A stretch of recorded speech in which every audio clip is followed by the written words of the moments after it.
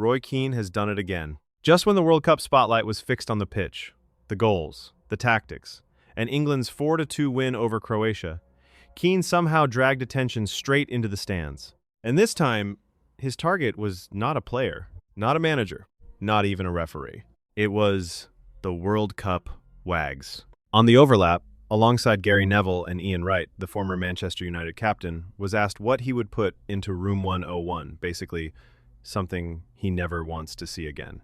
And Keane did not hesitate. His answer? Players' wives and partners wearing shirts with their husbands' or boyfriends' names on the back at the World Cup. What sounded like a harmless show of support quickly turned into a classic Roy Keane rant, sharp, sarcastic, and brutal enough to leave Neville and Wright laughing in the studio. But the more Keane talked, the more obvious it became. This was not just a throwaway joke. This was something that genuinely annoys him. And his reason? Even Ian Wright could not believe it. The moment came during a discussion on the overlap, where Keane was joined by Gary Neville and Ian Wright. When the topic turned to pet hates, Keane immediately focused on the World Cup stands, where players, families, and partners often appear in team shirts, sometimes with the player's name printed across the back. For many fans, it is a simple image. Proud partners supporting their loved ones on football's biggest stage. But for Roy Keane, it is apparently too much. He made it clear that children wearing the shirts is fine. That he had no issue with. But wives and partners doing the same? That was where Keane drew the line. Neville and Wright burst into laughter as Keane questioned why grown adults felt the need to wear a jersey with their partner's name on it. Ian Wright, in particular, did not seem to understand the problem. He pushed back, saying he did not mind it at all. To Wright, the explanation was simple. If someone's husband is playing at the World Cup and she is proud of him, wearing his shirt seems like a natural show of support.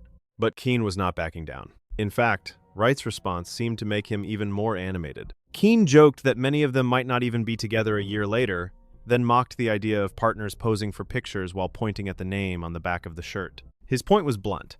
Everyone already knows who they are there to support.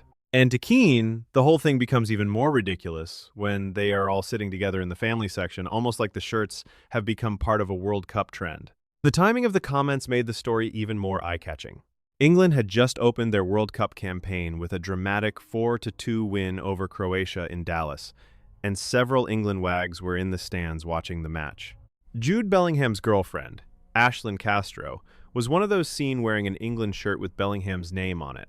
That put her directly in the category Keane was talking about. Other supportive partners were also present, including Jordan Pickford's wife Megan, Harry Kane's wife Kate, and Bukayo Saka's girlfriend Talami Benson. However, according to the report, they avoided the England strip, which means they likely avoided becoming direct targets of Keane's criticism. Still, the message was loud and clear. For Roy Keane, there is a difference between supporting someone and turning that support into a public World Cup display. What made the rant stand out was not just the opinion itself, it was how strongly Keane delivered it. He questioned why this trend seems to appear at World Cups, but not in the same way every week at stadiums like Old Trafford or Anfield. To him, that made it feel less like normal support and more like a tournament spectacle.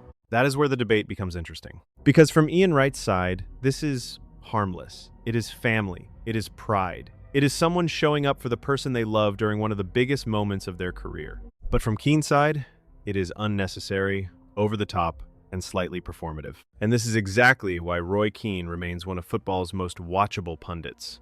He does not soften the opinion. He does not try to make everyone comfortable. He says what annoys him, even if everyone else in the room disagrees. And this was not the first time Keane had crossed paths with the world of football partners.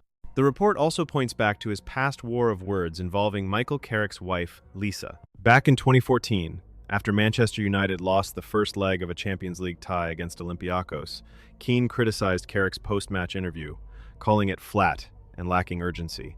Lisa Carrick responded on social media, accusing Keane of saying things just to provoke a reaction. The message was later deleted, but clearly, the story did not disappear completely. Years later, when Carrick's name came up in a discussion about Manchester United coaching prospects, Keane could not resist another jab, joking that Carrick's wife could do the team talks because she had plenty to say. So when Keane now goes after World Cup partners in player shirts, it adds another chapter to his long history of blunt opinions, not only about players, but about the people around them too.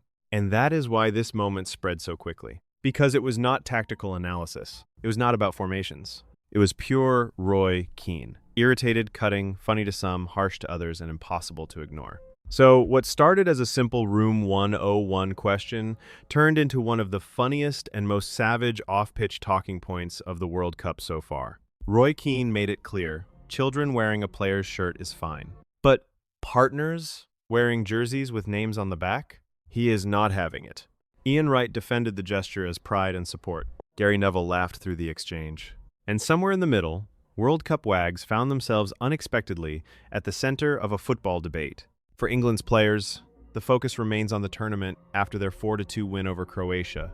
But for the partners watching from the stands, Keane's message has already landed. At the World Cup, every detail gets noticed. The goals, the celebrations, the family section, and, apparently, even the name on the back of a shirt. Because when Roy Keane sees something he does not like, he is going to say it.